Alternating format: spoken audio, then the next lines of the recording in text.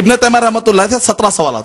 تو ابن تیمیہ رحمۃ اللہ علیہ نے جواب کہنے میں آپ کو یہ بتانا چاہ رہا ہوں، ہر زمانے میں عیسائی یہ کوشش کر رہے ہیں کہ محمد صلی اللہ علیہ وسلم کے پیغام کو لمیٹڈ کر دیں، خاص پرٹیکولر، سب کے لیے نہیں ہے، سب کے لیے نہیں ہے. ہم بھی ان کے ساتھ ساتھ شامل ہو گئے، ہمارے نبی سب کے لیے نہیں ہے.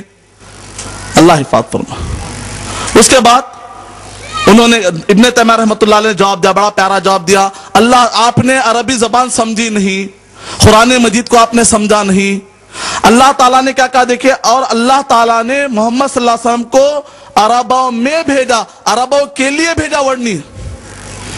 مثال کے طور پہ اگر میں کہوں کہ میں نے یہ فروٹ آئٹم حیدرآباد میں بھیجے، کا مطلب یہ نہیں کہ صرف حیدرآباد کے لیے بھیجے، حیدرآباد کے لیے ورڈ ہی نہیں آ رہا. مطلب یہ ہے کہ حیدرآباد میں بھی بھیجے، بنگلور میں بھی بھیجے، یعنی سب کے لیے. میں نے یہ فوڈ آئٹم حیدرآباد میں بھیجے تاکہ وہاں سے سپلائی ہو جائے، ختم بات. یہ کہا ہے کہ میں نے صرف حیدرآباد کے لیے بھیجے، ورڈ ہی نہیں ہے. دونوں میں فرق ہے. فی الامیین کہا گیا، للامیین نہیں کہا گیا. دوسرا جواب ابن تیمیہ رحمۃ اللہ علیہ نے بڑے پیارے انداز میں جواب دیا. تم یہ کہتے ہو کہ قرآن مجید چونکہ عربی زبان میں اترا اور یہ صرف قرآن مجید کا پیغام یا محمد صلی اللہ علیہ وسلم صرف عربوں کے لیے ہے.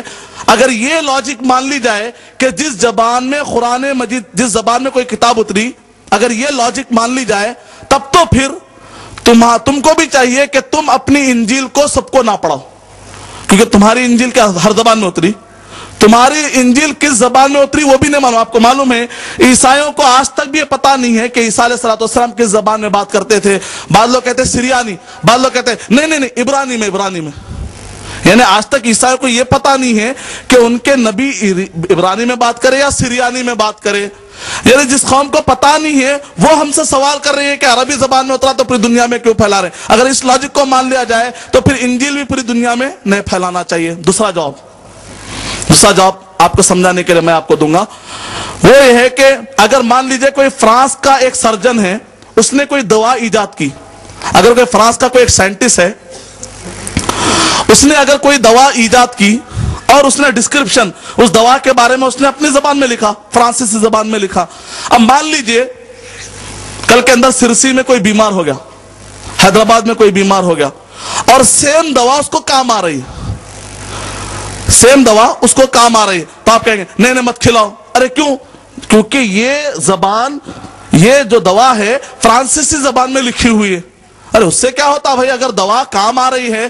نہیں یہ دوا کنڑ میں لکھی ہوئی نہیں ہے، یہ دوا انگلش میں لکھی ہوئی. آپ کو انگلش آتی ہے؟ مریض بولا میرے کو انگلش نہیں آتی، تو آپ کو میں دوا نہیں دیتا ہوں تو آپ بولیں گے بالکل بات غلط. مریض چاہے کنڑ کا ہو، مریض چاہے تمل کا ہو، اگر دوا انگلش میں اوپر لکھا ہوا ہے تب بھی ہم کنڑ والے کو بھی دیں گے. کیوں؟ اس لیے کہ اس نے سمجھانے کے لیے، جو ڈاکٹر تھا اس نے اپنی آسانی کے لیے یا وہاں پر شروعات کرنے کے لیے، پہلی مرتبہ شروعات کرنے کے لیے اس نے لکھ دیا ہے انگلش میں. لیکن جہاں جہاں پر بھی پیش فائدہ ہوتے جائے گا سب کو گولی آپ دیتے جائیں گے، کنڑا والا ہو چاہے تمل والا ہو. اسی طریقے سے اللہ تعالیٰ نے عرب کے لوگوں کو اللہ تعالیٰ نے چن لیا. اللہ تعالیٰ جانتے ہیں کہ اللہ کی حکمت کیا ہے، جو لوگوں کو شاید کہ سمجھ میں آ جائے. اللہ جہاں چاہتے ہیں رسول بھیجتے، جہاں چاہتے ہیں پیغام اتارتے.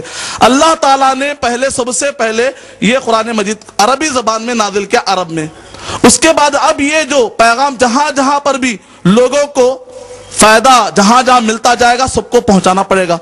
اب جو آدمی کہے گا کہ نہیں مجھے جہنم سے نہیں بچنا ہے، ٹھیک ہے مت پڑھیے آپ. ایک آدمی کہتا ہے کہ نہیں مجھے جہنم سے بچنا ہے، پھر پڑھیے نا بھائی، ترجمہ کر دیں گے اس کے لیے. عرب کا جاننے والا آج الحمدللہ عربی میں قرآن مجید کے عربی سے ترجمے بھی ہو چکے ہیں، آپ وہ دے سکتے ہیں. تو یہ جو ایلیگیشن ہے غیر مسلموں کا آج کا نہیں ہے، پرانا ہے. اور آج بھی عیسائی یہی کہتے ہیں کہ محمدن عرب قوم، مسلمان نہیں کہتے، وہ لوگ کہتے یہ تو عرب لوگ ہیں، یعنی صرف اسلام عرب کے لیے آیا ہے. اور آئیے میں آپ کو اور ایک بھی پوائنٹ بتاتا ہوں. محمد صلی اللہ علیہ وسلم جب ہم کہتے ہیں کہ سارے انسانیت کے لیے نمونہ ہیں یا سارے انسانیت کے لیے رہبر ہیں، تو محمد صلی اللہ علیہ وسلم میں کچھ ایسے کوالٹیز ہیں جو دنیا کے کسی بھی انسان میں جمع نہیں ہو سکتی. اس وجہ سے ہم کہتے ہیں کہ محمد صلی اللہ علیہ وسلم کے مقابلے میں کوئی شخصیت نہیں آ سکتی. اللہ سبحانہ و تعالیٰ خالق ہے. اللہ سبحانہ و تعالیٰ کے کسی مخلوق سے لے جا کے ٹکر دینا ہی جائز نہیں. اللہ تعالیٰ تو خالق ہے. مخلوقات، اللہ کے جو مخلوقات ہے، مخلوقات میں اگر سب سے کوئی نمبر 1 شخصیت ہے تو وہ حضرت محمد مصطفیٰ صلی اللہ علیہ وسلم۔ شیخ سعدی رحمت اللہ علیہ ایک بہت بڑے شاعر ہیں فارسی کے، جیسے یہاں پر علامہ اقبال مشہور ہے ہندوستان میں، شیکسپیئر انگلش میں مشہور ہے، ویسے ٹاپ کے شاعر ہیں شیخ سعدی رحمت اللہ علیہ۔ انہوں نے ایک مرتبہ ارادہ کیا کہ محمد صلی اللہ علیہ وسلم کی سیرت پر کوئی کتاب لکھے اس زمانے میں لکھنے کا جو بھی ان کے پاس اسٹائل تھا، لکھتے گئے، بعد میں جو کچھ بھی لکھنے کے لیے چمڑا تھا ان کے پاس یا لکھنے کے لیے جو بھی اوراق تھے، جس قسم کے بھی اوراق تھے، لکھنے کے بعد پھاڑ دیتے، پورا لکھنے کے بعد پھر اس کے بعد سارا میٹیریل پھاڑ دیتے۔ ان سے پوچھا جائے کہ آپ کیا کر رہے ہیں، تو انہوں نے کہا کہ میں جب بھی لکھتا ہوں تو محمد صلی اللہ علیہ وسلم کی شخصیت اس سے بھی آگے نظر آتی ہے، میں سمجھتا ہوں کہ میں نے حق ادا نہیں کیا، میں جب بھی لکھتا ہوں تو ایسا لگتا ہوں کہ محمد صلی اللہ علیہ وسلم کا میں نے تو حق ادا نہیں کیا، اس وجہ سے میں اور لکھنا چاہتا ہوں، اس وجہ سے پھاڑ رہا ہوں۔ جب پوری طرح سے تھک گئے، آخر میں انہوں نے کہا محمد صلی اللہ علیہ وسلم کی سیرت اتنی عظیم سیرت ہے، آپ کے اتنی بہترین لائف ہے کہ میں اس کو اب لکھ نہیں سکتا، ایک جملہ کہہ سکتا ہوں، بعد از خدا تو ہی قصہ مختصر، اللہ کے بعد، اللہ تو خالق ہے مخلوقات میں، یعنی اللہ کے بعد اگر کوئی عزت والی شخصیت ہے تو وہ ہے حضرت محمد مصطفیٰ صلی اللہ علیہ وسلم۔ ایک جملے میں پوری سیرت ختم۔ محمد صلی اللہ علیہ وسلم میں اگر آپ غور کریں گے، کچھ ایسی صفتیں ہیں جو دنیا کے سارے بڑے بڑے شخصیتیں، موسیٰ علیہ السلام، عیسیٰ علیہ السلام، یا بدھا، رام، لکشمن، دنیا کے جتنے بھی مذاہب ہیں آپ ان میں غور کر کے دیکھ لیجئے، محمد صلی اللہ علیہ وسلم کے اندر جو صفتیں ہیں وہ صفتیں دو قسم کی ہیں۔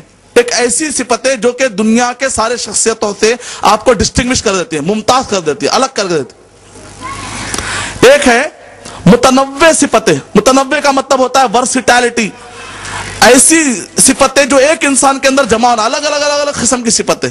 اور دوسرا ہے متضاد صفتیں۔ متضاد صفتیں کا مطلب یہ ہے ایک ہی آدمی کے اندر دو اپوزٹ صفتیں پائی جاتی ہیں اور دونوں کی دونوں شاندار ہے، پھر عیب نہیں ہے کچھ بھی۔ مثال کے طور پر میں آپ کو چھوٹی مثال دیتا ہوں، اگر ہم جب بھی ہٹلر کا نام آتا ہے، ہٹلر کا نام، تو ہمارے دماغ میں کیا آتا ہے؟ سخت تھا بہت، یعنی سختی کے لیے کس کی مثال دیتے ہیں؟ اگر کوئی آدمی بہت زیادہ سختی کر رہا ہے، ہٹلر ہے کیا، فرعون ہے کیا بولتے ہیں سختی میں؟ ایسا کہیں بھی نہیں سے کتنے پیارے ہٹلر ہے جی، نرم ہٹلر پیدا ہو کے بولتے نہیں بولتے، کتنے ململے معصوم ہٹلر دکھ رہے، کوئی بھی نہیں بولتے، مطلب ہٹلر بولے تو مطلب سخت ہٹلر۔ بدھا کے بارے میں ذکر آیا تو بدھزم جو فالو کرتے ہیں بدھا، تو بدھا کے بارے میں آتا ہے بدھسٹ کے اندر خدا کا تصور زیادہ نہیں ہے، وہ لوگ زیادہ ڈسکس اس پر کہ ہمدردی، کیونکہ بدھا نے کہا پوری دنیا تکلیف میں کرا رہی ہے، تکلیف میں ہے پوری دنیا، تو ایسے وقت پر پوری دنیا کے اندر ہمدردی پھیلائیں گے۔ تو انہوں نے کیا کیا، خدا کا ٹاپک چھوڑو، پہلے انسانوں کا ٹاپک چھیڑیں گے ہم، اور انسانوں کے اندر ہمدردی کا ٹاپک کریں گے۔ خدا کا ٹاپک کہتے ہیں بعد میں، پہلے انسانوں کی ہمدردی کے بعد۔ یعنی عجیب لوگ ہیں، ہمدردی کی فکر ہے، ہمدردی پیدا کرنے والے کی فکر نہیں، ہمدردی ڈالنے والے کی فکر۔ ہمدردی ڈالے گا کون؟ اوپر والا۔ ہمدردی پیدا کرے گا کون؟ اوپر والا۔ اس کو چھوڑ کے ہمدردی کا کتنا کام کرو گے آپ؟ بہرحال کہہ رہا کیا انہوں نے کیا۔ تو اب پوری دنیا کے اندر لوگ مثال کیا دیتے؟